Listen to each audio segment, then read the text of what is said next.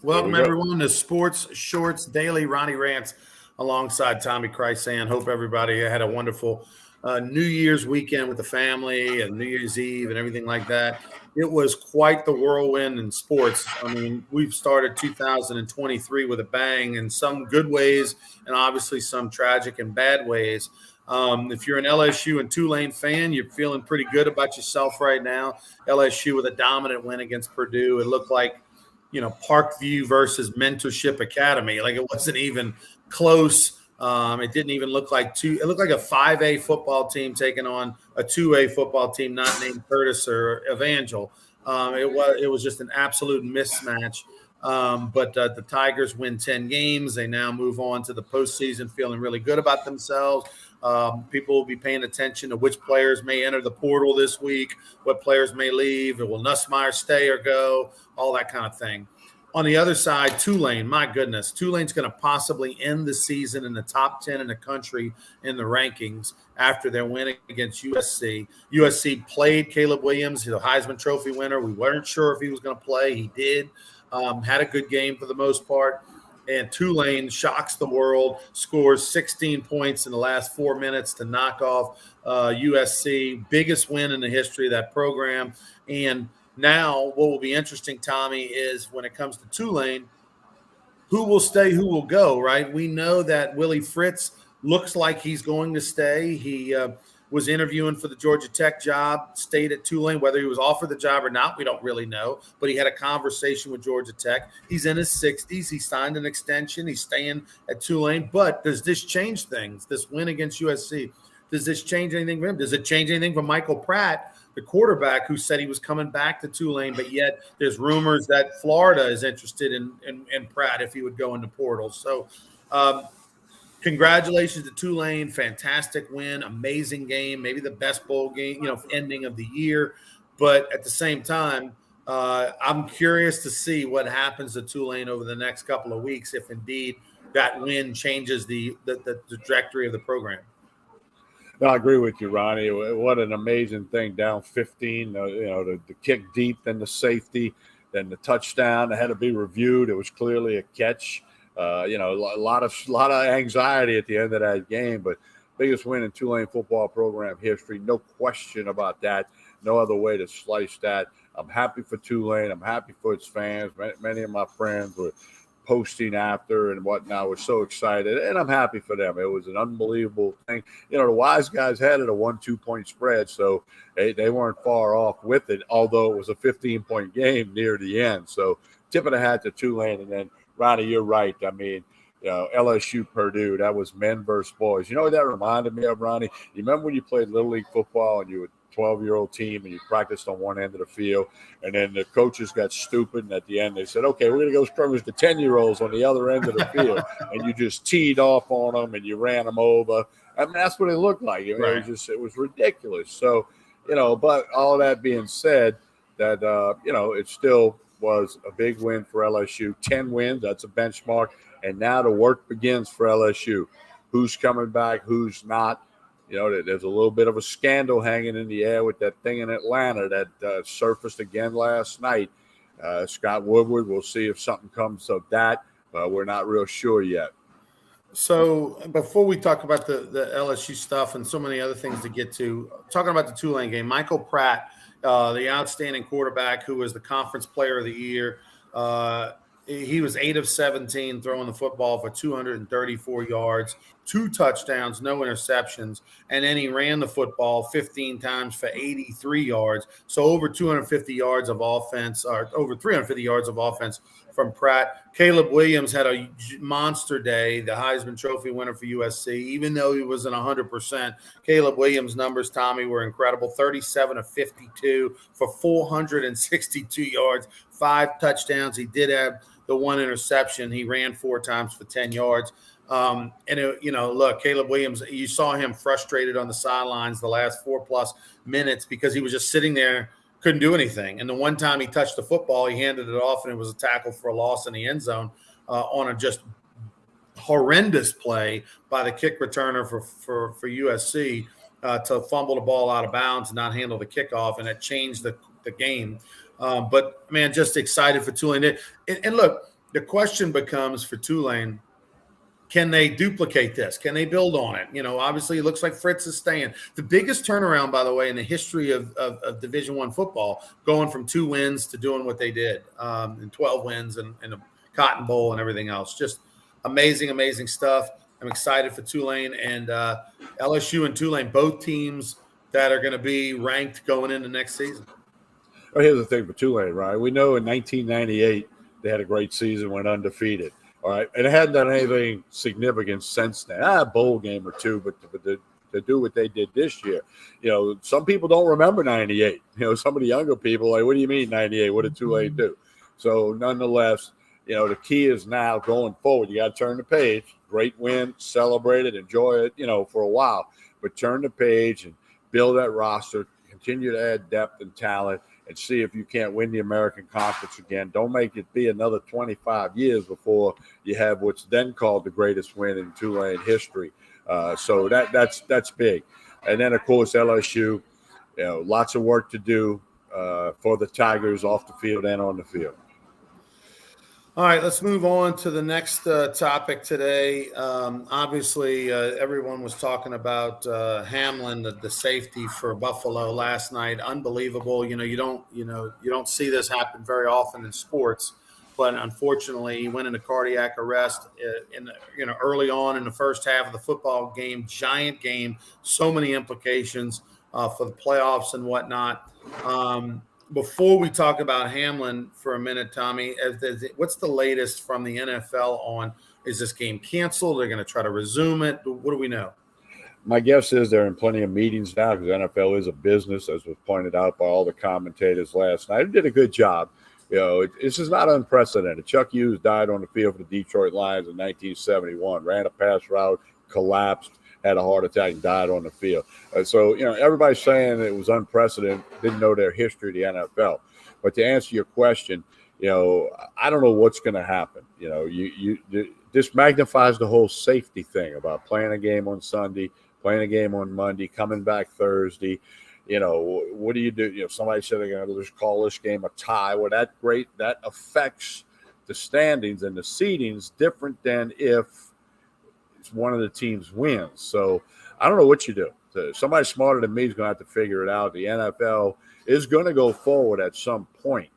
You got to wait and make sure Hamlin's okay. He's in critical condition. He's sedated. That's the last thing I read. But that so we don't know the prognosis. I don't. The hospital did not have a press conference yet from the medical people there. So we don't know what's going to happen, but certainly the NFL's meeting, they're talking, they're probably discussing plan A, plan B, plan C, plan D. They're probably going to lay it all out. And then when they can make a decision or make one and make it public, they will get, they'll get to that point. But as it was said 1,000 times last night, football is the fun and games department.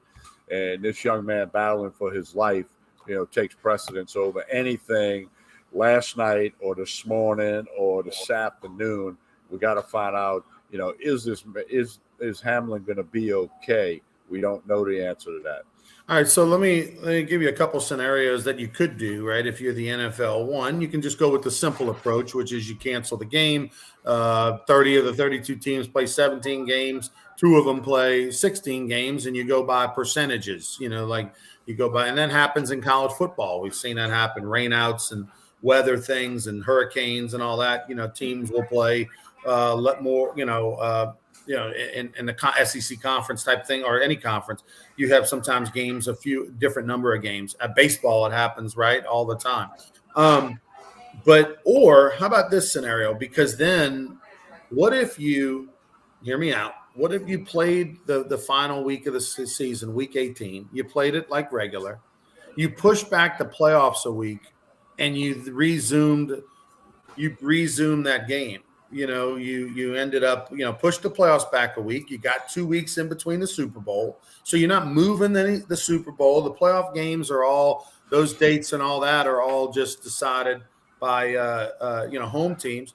You could possibly jam it in there. The problem is you don't want to have a disadvantage for the Bills or the Bengals. You don't want to have them play 2 games in 4 days or something like that. You don't want to jam it in like on a Wednesday of this week and resume it. And then they've got a short week and then they got the playoffs. But at the same time, that's a scenario. So you either cancel the game completely and you just have an imbalance in games, which quite honestly is an advantage for the teams that get the rest, or you push back everything a week. You've got that week off in between the playoffs and you jam it in there.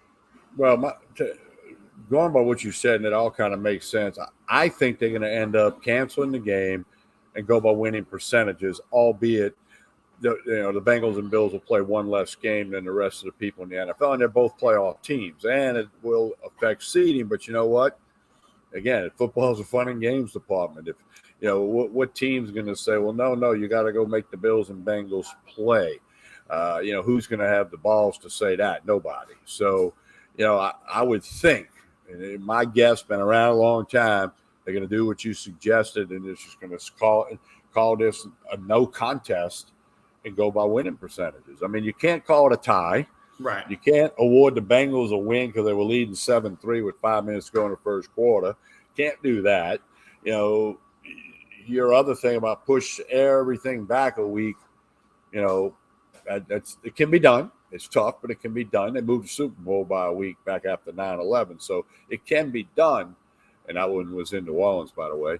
But, man, it's just a tough thing. I think the rational solution, if you ask me, would be, hey, go by winning percentage. And if that means whatever team becomes the 5th seed instead of the 4th or gets out of the playoffs, again, football is well, here's the thing, Tommy. What if there's some good news from Damar Hamlin later today, right? Let's say, this afternoon the doctors say, hey, he's going to make it. We're got a long recovery here, but we're going to be okay. He's going to make it. Does that change the feel? Like, all right, bring some juice, bring some. Okay, good. Now we can focus on football. We're not just sitting around praying for our brother whether he's going to make it or not. And if they got some good news today, could then the teams refocus and they say, okay, listen, we're going to play this game, on Wednesday. We're going to play it Tuesday. We're not going to play in front of crowds. We might even play a neutral site, put it in Detroit or something. You know what I mean? But we got to get this game in. I don't know. I don't know. I don't know. It's tough. I'm not in them shoes. I'm not a player for the Bills or for the, most importantly for the Bills or for the Bengals. And I mean, I thought Booger McFarland and Ryan Clark did a great job last night. I watched, until I just couldn't stay awake no more because they've been there, done that. They've seen bad injuries. They've seen injuries that you thought were bad and turned out not to be as bad. And Ryan Clark told a great story about, himself when, he wanted to play football and Mike Tomlin said, get out of my office. If you were my son, you wouldn't play this week. That's the way I'm looking at it.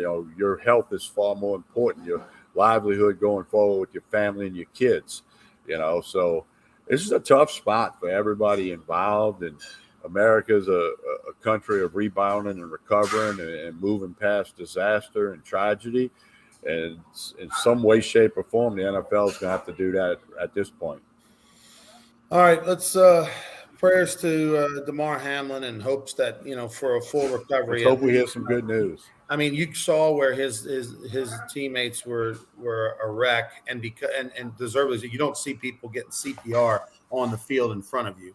Carl's saying need to push back the playoffs 1 week and play the game next to give players time. I like that, Carl, but at the same time, I understand that opens a tremendous can of worms when it comes to TV and planning and all that sort of thing. It's right now. The good news is there is some good news coming out of yesterday that he's slightly getting a little bit better. So we'll keep an eye on that. Some other big news to pass along, the New Orleans Saints. And I thought Preston Guys retweeted that post was fantastic.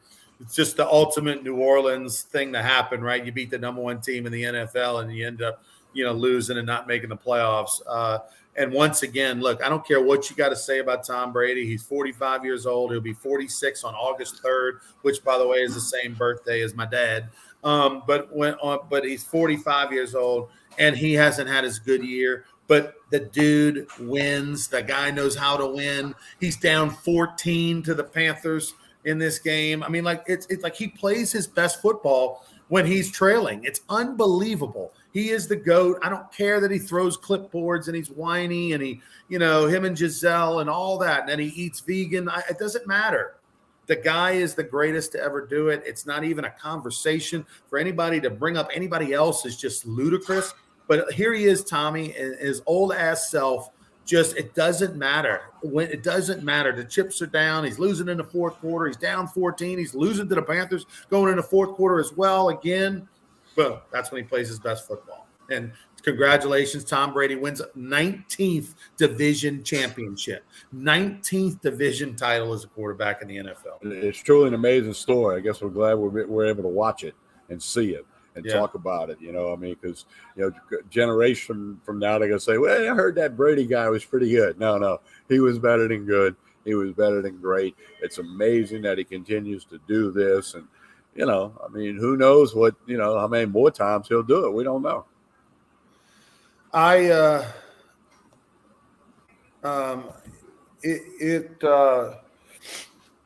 It is absolutely incredible. And so the New Orleans Saints, I mean, do they play Jameis Winston now, Tommy, in the final game of the year against the Panthers? Put the guy in there. Let's, if this is going to be it for him, put him in there. Let's see what he can do. Because look, Andy Dalton played. I mean, it's amazing. Andy Dalton was 12 for 12 in the first half. 12 for 12. And then he throws a horrible pass on his 13th throw. It gets intercepted. The Saints went from having a surefire 3 points before halftime or a touchdown to nothing. And then in the second half, he was awful, absolutely awful. Couldn't get out of his own way. Looked like an old man playing quarterback. But the Saints were able to hang on. The defense was sensational. And, Minshew, who Joel Davis is a giant fan of, looked like Joel Davis playing quarterback instead of Minshew. And so, no, Joel, Minshew's not the future of the New Orleans Saints and all that stuff like you wanted him to be. But the Saints defense was fantastic. And it's a shame, Tommy, if they beat the Carolina Panthers, we'll be talking about woulda, coulda, shoulda. What would have happened if they'd have beat Tampa Bay and all that kind of stuff. Yeah, well, Mark Ingram running out of bounds will get talked about a little bit. So the Saints have been a roller coaster story, to say the least. Not enough coaster, too much roller. It's I don't know. They host the Panthers Sunday. I don't know how many people will be at the Dome for that. All right, talk Pelicans for a minute. The New Orleans Pelicans have lost 2 in a row. They're only 1 game out of the first in the West. Bad news last night. Zion left the game with a few seconds to go in the third quarter. Zion Williamson strained hamstring. They don't know how severe it is. The Pelicans have a really tough stretch coming up. They play a bad Houston Rockets team Wednesday night in New Orleans. They've got to get that win in their little 2-game schneid, because after that they go on the road for 5 straight against 3 or 4 good teams. And so, they got a 6-game stretch coming up. They really need to be 3-3 at least in those next 6 games, especially with a banged up Zion. You still don't have Ingram back. Pelicans 5-5 in the last 10. So they got to get healthy and get on a little roll right now. And by the way, big game at home. I think it was a Friday night. They got the Brooklyn Nets, or they go on the road after that. I can't remember. They were at home against the Nets. Let me see. Last night, Zion, by the way, Tommy, before he left, he had like 26 points, was absolutely dominant, was just in the third quarter when he got banged up. This is now another injury. This is Zion's injuries just this year, and he's played in a lot of games. I made a note of this. He's played in 29 of a possible 37 games. Now, he's missed 8. He missed 2 games because of a lower back right hip contusion, 3 games because of a right foot contusion, 3 games while in the health and safety protocols, with COVID-related type stuff, and who knows what's going to happen. Brandon Ingram, who's played in only 15 games this year out of the 37, hasn't played since November 25th because of that left big toe contusion. So, they need one of those cats to get back and be healthy in a hurry. Did you see, Tommy, what Jeff Saturday was upset because the Colts got beat again? How about these 2 guys, Jeff Saturday and Drew Brees? Do you think they want to go back into the TV booth or what? Oh, he can't wait to get back in the TV booth. That was a total disaster. I know they won the first game when he was interim coach, but it's been terrible after that. And if you read the people that write about the Colts, it's just a disaster 7 days a week, not just at game time. And they blame it on Irsay, the owner. It's not Saturday's fault that he was put in this position. Certainly, he said, "Yeah, hey, I'll do it." Who most people would say, "Yeah," but this is Irsay's fault, and he owes it to the Colts fans to make some immediate changes next Monday, big time, or sell the team. By the way, Drew Brees, unless Drew Brees, I mean, I had no idea. Look, the difference between Purdue and LSU is LSU's backups are still top 500 players in the country out of high school. Many of them are 3 and 4 and 5-star players.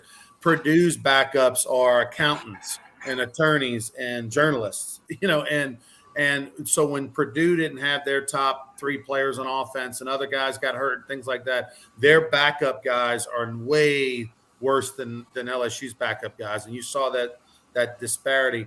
But Drew Brees, he was coaching quarterbacks. I don't think he could even help Jameis Winston. So Drew, get back in that booth. It was bad. Yeah. Well, the first thing I thought of is maybe he ought to buy them a weight room because a couple of their guys were ripped a little bit, but the majority of their guys were not developed physically. Like the old saying, they didn't have any guys that looked like LSU guys. It was a men versus boys. Maybe instead of coaching the quarterbacks, Drew, build them a weight room. It was 5A versus. I'm sure they got a weight room, but you get my point. Yeah. Georgia now. We'll talk about this more on Wednesday. Thursday. Tomorrow. Thursday, Friday. Or Thursday, Friday. We'll talk about that because I'm hosting the Jordy Culotta show Thursday morning. But the semifinals were absolutely the 2 best semifinals you've ever seen. If you weren't a loser like I was and had Michigan and Georgia. Outside of that, those 2 games, Tommy, were sensational. What the hell has happened to defense in college football? Well, I had the under in both games. I was done in the second quarter, but anyway, no, it's just the offenses are that talented and that powerful and that skilled. And when the receiver knows where he's going and the defensive back doesn't know where he's going, it makes a difference, okay? And then when you get these teams, they had a month to prepare for this. The timing's down. These are NFL caliber players. Not all of them will stick on the team, but most all of them are going to get a shot in a camp.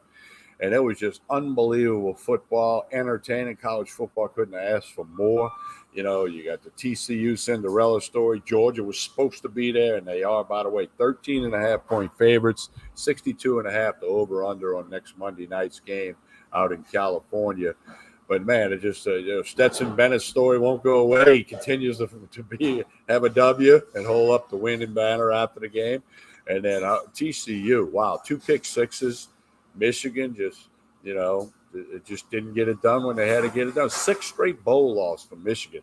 Talk that if Harbaugh gets offered an NFL job, he'll take it. We'll wait and see on that this week. But like you said, entertaining 2 games. You had to watch it till the end. It was amazing. It was unbelievable. You couldn't have wrote a script better in Hollywood and made a movie that somebody would have believed the way these 2 games ended. And, wow, it almost makes you think Georgia TCU, they can't follow it up. But it's funny. I said when the second game, Georgia and Ohio State game was getting ready to come on, I told people it's going to be hard to top that first game. And they did, So maybe they'll top it next Monday night, out in California. But, again, Georgia was supposed to be there. TCU was picked 7th in their conference preseason. Picked 7th. So that's a great story.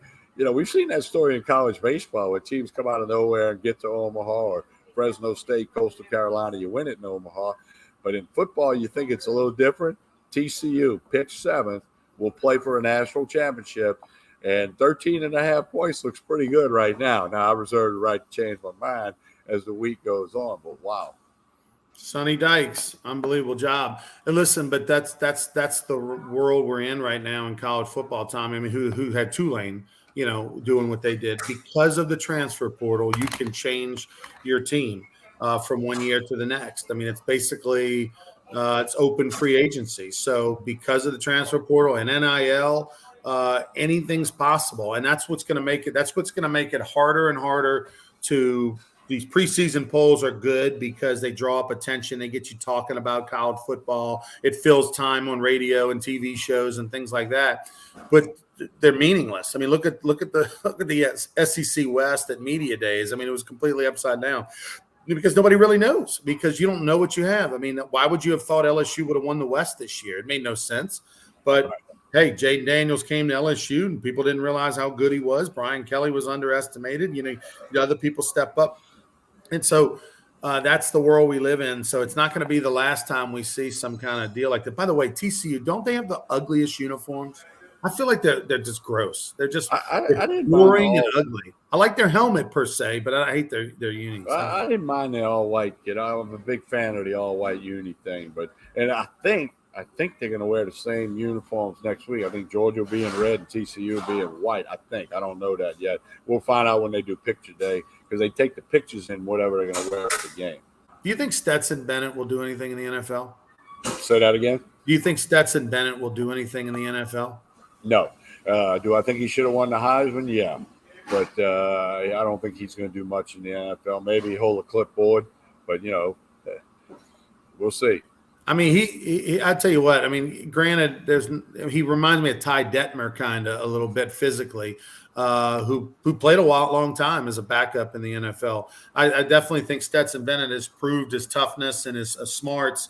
And look, he looks like a fraternity guy out there running around playing in a flag football league. But the dude, I mean, I don't know. I mean, they've had other players. They had Justin Fields and others that could, I mean, like I feel like Stetson Bennett is I don't know if Georgia's not in the national championship game without him. I don't think it's a plug and play. Like, I don't think you go get another quarterback. This dude has some moxie about him. He's got, big kahunas. He's not afraid of the moment. And it just continues to show you value in having an older quarterback. We talk about it all the time with LSU and all the history and success they've had with older quarterbacks. They're going to have an older quarterback again next year in Jaden Daniels, and it's like 6th year or something, 5th year. So don't sleep on the Tigers next year with an old quarterback. Yeah, we'll have to see. That'll be interesting come next year. All right, here's a little video we're going to play for you. This is on January the 13th. We've got a great event coming up for the Louisiana Sports Hall of Fame. We've told you about it here on Sports Shorts Radio, Sports Shorts Daily. It's a fundraiser for Louisiana Sports Hall of Fame, but it's also going to be a fun night for you and the family, you and your wife, your buddies, whatever the case may be. We're going to have pro wrestling and celebrity boxing all on the same night. And the celebrity boxing features two guys that a lot of people know, but a lot of people don't know. Casey McKenzie and Ryan Maranto, both of them are going to be in the ring, squaring off, all for a good cause. Here's a little peek at these two, and this is the first of a 4-part series on the January 13th Friday night fight nights that you can get the tickets at lasportshall.com. Casey Adam McKenzie. What do you want to know? Family Christian Academy, probably one of the best shooters on the team. Enjoyed basketball, grew up a Bruley Bear. Some of the greatest teams probably still to play in the state of Louisiana. Casey was all-star high school basketball player, averaged 22 points a game, power forward, run up and down the court, very athletic. Ryan Maranto, just the Pied Piper of partying. I'll have a zest for life like no other. I love making people laugh. I love the camaraderie of getting people together and just having a good time, enjoying life. It's what it's all about, right? And so it's what I have a passion of doing. Ryan, everybody sees him out and about, such a social butterfly, all this stuff. But they don't know, a lot of people don't know, back in the day, he was quite the athlete. People thought he could have been the next Ronaldo or Lionel Messi. So look, I know a lot of folks are probably taking me as the underdog, but I have a message for you. I am taking this very serious. I am training, I am dieting, I'm not drinking any alcohol leading up to the event. I haven't really seen Casey lately. I think he's kind of going underground. I've checked his Snapchat stories, nothing. I think he's training pretty hard with Mike Email. I'm excited to see what comes out of it. Ryan Maranto, he's a real piece of work, I tell you. You either love him or you hate him, and I don't love him, so I don't get the vibe. I don't get it. I don't get the outfit. I'm more of a Columbia Nike guy. Moranto is the loudest dresser I know, and what's so funny is him and Casey are the exact same person, they just don't know it. One wears shiny clothes, one wears hats and shorts to everything. Casey's on the field at a football game, Moranto's in a suite. Casey's in a suite at a football game, Moranto's calling plays. They just always end up there. Well, on fight night, besides the fact that it's going to be an unbelievable event, the wrestling side's going to be fantastic with 7 championship wrestling matches. The main event between McKenzie and Moranto, the pomp and circumstance of the ring entrances itself are going to be worth the price of admission. With Moranto, McKenzie, one-on-one in our hometown. I think anything can happen in this match. When you talk about Casey McKenzie being from the backwoods of Bruley, a West Bank boy like myself, he grew up fighting. He had to fight for lunch. He had to fight for dinner. So, and his physical stature. When you're talking about that, he's definitely got it over Moranto. But you never know, that little bulldog, when you're talking about low center of gravity, he's got that bulldog mentality, those little shoulders that maybe come from up underneath. I don't know, man. You got to watch him. And then he's got that warrior mentality. So anything can happen. This is the biggest event to hit Baton Rouge since LSU, Alabama. Friday the 13th, January, it's going down. The Louisiana Sports Hall of Fame presents Friday the 13th Night Fights. 7 pro wrestling matches January 13th at the Lamar Dixon Expo Center and 1 celebrity boxing match for the ages. Pro Wrestling 225 and Gulf States Wrestling will feature 7 matches, 4 of which will be for championship belts. All the proceeds to benefit the Louisiana Sports Hall of Fame Foundation, Dreams Come True, and St. Jude. Get your tickets now because the main event, Glitz vs. Grits, will take place immediately following the wrestling, featuring Casey the Rougarou McKenzie. From back Bruley, no career wins, but no career losses. And he will take on Ryan, the Pied Piper of partying Moranto. He's never won a fight. He's never lost an after party. Get your tickets now. The Louisiana Sports Hall of Fame presents Glitz vs. Grits, January 13th. Get your tickets at lasportshall.com. That's lasportshall.com. And special thanks to the following sponsors.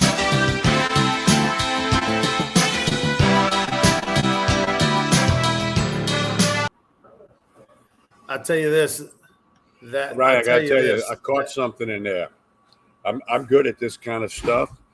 It's hilarious. I'm one of the few people that caught it. Okay, you ready for something I noticed in that video? What's that? When they're doing the arm curls, Moranto's got like what looks to be a half a pound, and Casey's got the old 10 or 15 pounder. I know that was planted, and old TK caught that in there. I was laughing my butt off.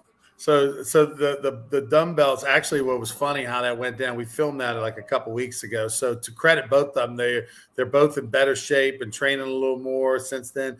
But I think there were like 2-pound dumbbells for Moranto, and Casey's were like 30 or 35-pound dumbbells. And when we did it, neither one was in the room. And so we gave them to Moranto. He didn't know that when we filmed Casey, he was okay, good. That's good. Well, you got to be impressed that I caught that. That was good. But no, it's going to be fun, man. It's going to be a lot of fun. And look, the other thing, too, is there's going to be 7 pro wrestling events going on. So it's going to be a lot of fun. So get your tickets at lasportshall.com. Get your tickets now. It's going to be a heck of a night. lasportshall.com. All right, before we get out of here, give us a plug on Court Street Cafe. Court Street Cafe, breakfast, lunch, dinner, 7 days a week at the patio out front. Hopefully we got some patio weather coming up. Court Street Cafe in Port Allen. All right, for Tommy Krysan, I'm Ronnie Rance. Have a great one, everybody. We'll be back with more Sports Shorts daily this week. Have a good one. Like and share, please.